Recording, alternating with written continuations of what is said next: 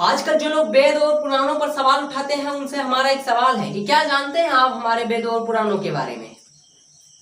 जो लोग सवाल उठाते हैं वो हकीकत में कुछ नहीं जानते हैं, वही लोग सवाल उठाते हैं। कहते हैं, हमने सुना है, लोग कहते हैं कि वेद और पुराण, क्या वेद और पुराण की शिक्षा हमारे भारत में अगर फिर से पुनः स्थापित हो गई तो क्या लोग डॉक्टर्स, इंजीनियर्स, आजकल के जो टेक्नीशियंस हैं वो बन पाएंगे? नहीं बन पाएंगे। ये मैं कह रहा हूं, बिल्कुल नहीं बन पाएंगे। ऐसे भ्रष्ट इंजीनियर, ऐसे भ्रष्ट डॉक्टर, ऐसे भ्रष्ट राजनेता नहीं बन पाएंगे। वो ऐसे बनेंगे जो पहले जमाने में हुआ करते थे, वैसे लोग बनेंगे। वो लोग बिल्कुल सही कह रहे हैं कि वेद पुराण पढ़कर डॉक्टर, इंजीनियर नहीं बना जा सकता। हाँ, बिल्कुल नहीं बना जा सकता है। जो आजकल के लोग बनने हैं, जैसे इंजीनियर, जैसे डॉक्टर्स बनने हैं, वैसे नहीं बन पाएंगे। जैसे हमारे पुराने ऋषि मुनि हुआ करते थे, विद्वान लोग होते थे, वैसे बनेंगे। वैसे इंजीनियर्स बनेंगे जो एक एक सी कलाकृतियों को बनाकर चले गए हैं, जो आज लोग उसको साइंस उसको भैया सोच रहे हैं कि आखिर कैसे बनाए, उस पर रिसर्च कर रही है। हमारे वेदों पुराणों पर रिसर्च कर रही है। और ऐसे ऐसे मंदिर है जिसको देखेंगे आप ना तो एकदम आश्चर्यचकित, स्तब्ध रह जाएंगे यार कि आखिर कैसे ये लोग ऐसे बनाकर चले गए थे। हाँ, तो वेद पुराण पढ़कर आप वैसे टेक्नीशियन, वैसे इंजीनियर्स, वैसे मैकेनिकल इंजीनियर्स हुए या किसी भी तरह के, वैसे आप बनेंगे वेद। आजकल के नहीं बन पाएंगे। क्यों? क्योंकि ये अंग्रेजों की शिक्षा है। और एक चीज हम आपको बता देते हैं कि अंग्रेजों ने हमारे विद्या पर ये अटैक क्यों किया।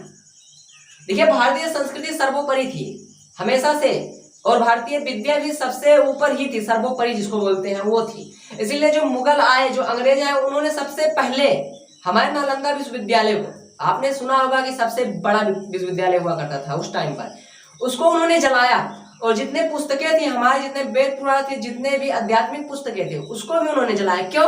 क्योंकि उन्हें पता था कि भारतीय जो संस्कृति है, भारतीय जो विद्या है, भारतीय जो गुण कला है, वो अगली पीढ़ी को नहीं पहुंचना चाहिए। क्यों? क्योंकि वो अगर ये पहुंचा तो ये लोग हमसे कहीं ज्यादा आगे हो जाएंगे, भारत कहीं और पहुंच जाएगा और हमारा देश पीछे रह जाए। इसलिए उन्होंने हमारी संस्कृति पर अटैक किया। हमारे देखो, किसी भी व्यक्ति को अगर आप पागल बनाना चाहते हैं, अपने बस में करना चाहिए, सबसे पहले आपको उसके दिमाग पर अटैक करना होगा। अगर दिमाग पर प्रहार करके आप अपने बस में कर लेते हैं तो वह आदमी आपका एकदम गुलाम बन जाएगा, मानसिकता उसकी छीड़ हो जाएगा। मानसिकता पर कोई काबू कर लिया तो फाइनल है कि वह पागल हो जाएगा और आपके कहे बातों पर नहीं चलेगा, दिमाग से सब चलाता है। इसीलिए उन्होंने हमारी पुस्तकों को, आध्यात्मिक पुस्तकों को जलाया ताकि लोगों तक ना पहुंच पाए। और देखो, जला दिया इसलिए ताकि जो पता है उन्हें, कुछ लोगों को पता होगा, उस टाइम पर पता होगा, वो एक पीढ़ी तक पहुंचा पाएंगे। दूसरे पीढ़ी नकारात्मक अगर निकल गई तो उनको बातों को सुनेगी नहीं, और तीसरी पीढ़ी तक बिल्कुल नहीं पहुंच पाएगी। इसलिए उन्होंने पुस्तकों पर ही प्रहार किया और किसी दूसरे चीज पर बिल्कुल नहीं किया, पुस्तक पे ही। ठीक है। और ऐसे ऐसे विद्यालय, गुरुकुल को तो यार अंग्रेजों ने पहले ही भ्रष्ट कर दिया था। हमारे यहाँ स्कूल नहीं होते थे, आपको पता होगा, गुरुकुल होते थे, आश्रम हुआ करते थे पहले के टाइम पे। वहां पर लोग पढ़ते थे अच्छे तरीके से, वहां पर हर चीज का पालन कराया जाता था। 22 सालों तो ब्रह्मचर्य का पालन कराया जाता है, और आपको पता होगा ब्रह्मचर्य का पालन करने से क्या होता है। सो यही चीज कराया जाता था। इसीलिए अब देखो, भारतीय संस्कृति पहले बहुत हाई फाई हुआ करती थी, लोग मानते थे, इसीलिए देश गुरु हुआ करता था हमारा भारत। समझ लो, भारत की एक खासियत है कि अतिथि को देव मानता है, भगवान मानता है। हमारी संस्कृति क्या कहती है? अतिथि देवो भव, मतलब अतिथि यानी कि मेहमान, कोई भी मेहमान भगवान के समान होते हैं। सो विदेशी लोग आते गए और हम लोग भगवान मानते गए और वही हमें धोखा देते गए, क्योंकि उनमें ये नहीं है, उनमें, उनके संस्कृति में ये नहीं है अतिथि देवो भव। ठीक है। इसीलिए लोग, या इसीलिए विदेशी लोग मानते थे कि जो भारतीय अर्थव्यवस्था नहीं, भारतीय जो संस्कृति है, भारतीय जो अर्थव्यवस्था है, वो सबसे मजबूत है। और आपको पता है कि भारतीय अर्थव्यवस्था अर्थात हमारी अर्थव्यवस्था सबसे ज्यादा ऊपर थी। भारत सोने की चिड़िया कहा जाता है। क्यों? क्योंकि हमारे यहाँ पहले बहुत से विद्वान हुआ करते थे यार। और वेद पुराण की बात करें तो उसको पढ़कर आप एक एक से तरह के विद्वान बन सकते हैं। ठीक है। लेकिन हमने पहले कहा ना कि आप ऐसे विद्वान नहीं बनेंगे जो आजकल होते हैं, वैसे नहीं बनेंगे। आप वैसे बनेंगे जो पहले हुआ करते थे। आप अभी पुराने, यार पुराने से पुराने मंदिरों को देखिए, उसमें एक एक सी चीजें हैं जो आपको एकदम चौंका देंगी। कुछ कुछ तो ऐसे दिखाई दे रहे हैं कि आज मॉडर्न साइंस उसको नहीं सॉल्व कर पा रहा है। ऐसी ऐसी कलाकृतियां, ऐसे ऐसे डिजाइन है वहां पर। अगर आपको मौका मिले तो हम्पी जाइए, अजंता की गुफाओं में जाइए, बहुत सारी चीजें हैं वहां पर, आप जाकर उसको ट्राई कीजिए, देखिए आप चौंक जाएंगे यार कि एक एक पत्थर से इतनी इतनी कलाकृतियां कैसे बनाया जा सकता है। एक एक से पत्थर की कटिंग किया गया है, जिसको आज लोग लेजर कटिंग बोलते हैं, उससे कटिंग किया जाता है। पहले कैसे करते थे? जो नहीं जानते बोलते छीनी, अबे छीनी हथौड़े से जाओ करो भी मर जाओगे, ठीक है। और वैसे भी ठीक है, छीनी हथौड़े से करते थे, मतलब आजकल की विद्वानों से, आजकल के कला से, ठीक है। वो हमारे पूर्वज आगे हुआ करते थे, काफी आगे हुआ करते थे। तो वेद पुराण पढ़कर हम विद्वान क्यों नहीं बन सकते हैं? ऐसे नहीं बनेंगे, पहले के जैसे बनेंगे।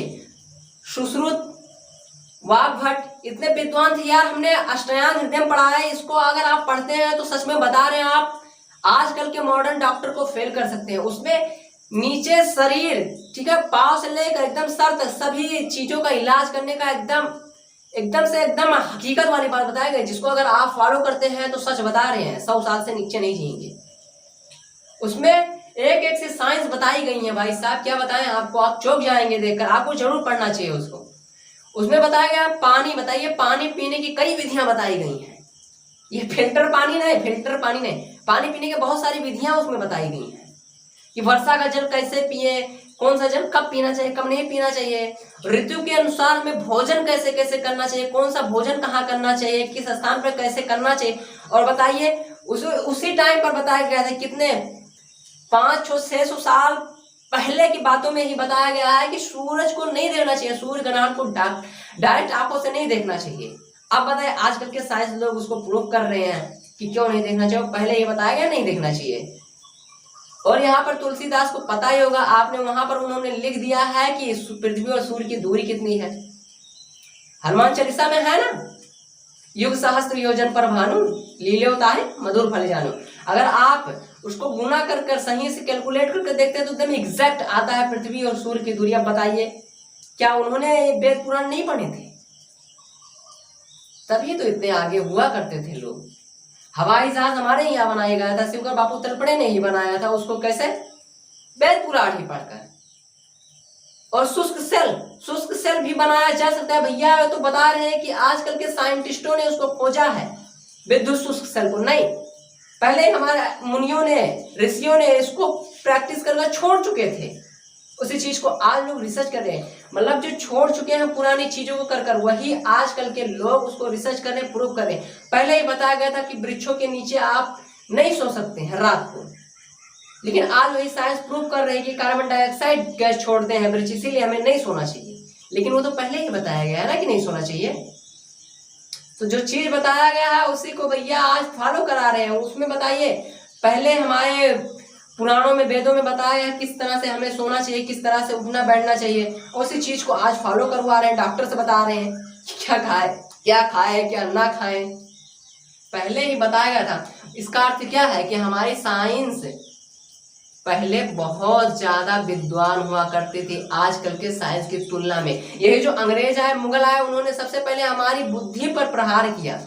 मैकॉले क्या कहता था, अगर किसी देश पर राज करना है तो सबसे पहले उनकी बुद्धि को छीड़ करना होगा, अपनी तरफ अट्रैक्ट करना होगा, उन्हें यह बताना होगा कि वो हमसे नीच जात के हैं। यही उनकी फिलॉसफी थी, यही उनका लक्ष्य था, यही करके वो लोग इतने सालों तक हमारे ऊपर राज किए। लेकिन एक चीज हमें हमेशा करना चाहिए कि वेद पुराण को हमें अपने लाइफ में जरूर लाना चाहिए। अगर स्कूल में नहीं पढ़ाया जा रहा है, नहीं कोई बात नहीं, आप उसको जरूर पढ़िए, उससे आप सीखने को पाएंगे भैया। शिव पुराण पढ़िए, उसमें विष्णु पुराण पढ़िए, एक एक से भैया साइंस की चीजें उसमें हैं। आपको साइंस वाग्भट के रचित उसमें भी पढ़िए। अगर आप वाग्भट के अगर पढ़ते हैं तो सच बता रहे हैं आप डॉक्टर बन जाएंगे। पशु चिकित्सा भी है हमारे पास, हर पद्धति है यार, क्या आपको चाहिए बताइए। संस्कृति हमारी बहुत आगे हुआ करती थी पहले, लेकिन ये जो लोग आए उसी के कारण पीछे हो गई है। नहीं तो भारत सबसे संपन्न और सुखी देश हुआ करता था। हमारे यहाँ रिश्ते नाते सब हुआ करते थे, और विदेशों में ऐसा नहीं है। वहां पर एक ही शब्द में सब हो गए, बर्दे नीला में सब हो गए। और हमारे यहाँ हर रिश्ते को, हर चीजों को कहने की अलग अलग शब्द हुआ करते हैं। और संस्कृति मदर ऑफ लैंग्वेज है भैया, इसको याद रखिएगा। संस्कृत जो भाषा है हमारी मदर ऑफ लैंग्वेज है। अच्छी नोट कीजिए, भारत से जब संस्कृति ही गायब हो जाएगी तो भारतीय संस्कृति क्या बचेगी बाबू। अब बताइए, जब भारतीय संस्कृति ही नहीं है तो भारतीय संस्कृति कहाँ से बचेगी। भारत की विषय थी जो हमें पढ़ाया जाता है, हमारे वेद पूरा संस्कृत में ही है। अब हमारे यहाँ संस्कृत है ही नहीं, पढ़ाया ही नहीं जा रहा है, संस्कृत बोलेंगे तो लोग समझ ही नहीं पाएंगे, तो संस्कृति कहाँ पर बचेगी। अब बताइए, लोग कह रहे हैं, आज टाइम पे कह रहे हैं कि भारतीय संस्कृति ठीक नहीं है। क्यों? क्योंकि उसमें महिलाओं को बंदी बनाकर रखा जाता था, ठीक है, उन्हें उनकी आज़ाद नहीं दिया जाता था, मतलब समानता नहीं दिया जाता। क्यों नहीं समानता दिया जाता था भैया? वैसे स्त्री को हम पूजते थे। हमारे जितने देवी देवता हैं उसमें देखिए, जितना देवता है उतना देवी भी हैं। समानता पहले से ही थे, लोग जो बिचौलिए आए हैं वो बेकार किए हैं। नहीं तो स्त्री को हम लोग देवी की तरह पूजते थे। आज के टाइम की स्त्रियां नहीं पूजी जा सकती, नहीं, बिल्कुल नहीं पूजी जा सकती हैं। बहुत कारण है, हम क्या बताएं आपको भारतीय संस्कृति की। अगर आपको भारतीय संस्कृति के बारे में बताने लगेंगे तो सच बता रहे हैं, 4 दिन का भी कम पड़ जाएगा, 1 साल भी कम पड़ जाएंगे। इतना हमारा देश महान हुआ करता था, अब नहीं महान है। मैं नहीं मानता हूं कि अब हमारी भारत महान है, वो कहने को तो है। अच्छा ये बताओ, सब लोग कहते हैं कि भारत हमारा महान है, तो इस चीज को आप ध्यान में रखिए कि दुकानदार कहेगा कि हमारी दही खट्टी है? नहीं कहेगा। अपने लड़के को कोई कहेगा कि हमारा लड़का काना है? नहीं कहेगा। इसलिए जो रहते हैं पैसा कमाना, इसलिए बोलते हैं कि भारत हमारा महान, लेकिन कहाँ महान रह गया था, है नहीं। और अगर ऐसे चलता रहा तो रहेगा भी नहीं।